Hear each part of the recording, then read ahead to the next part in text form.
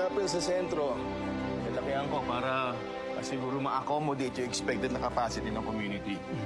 Pero main issue dito, engineer, is yung layout. Pinuntahan ko yung harap. Hindi nagko-complement yung overall design sa housing project, kaya pinapalitan ko. Pero Gog, heads up lang. Baka sumabit naman kami sa timeline.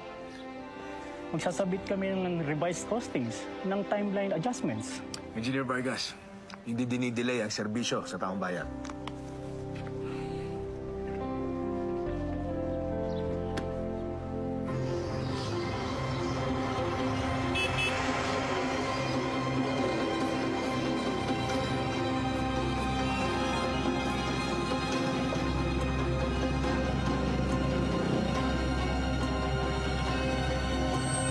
Gog!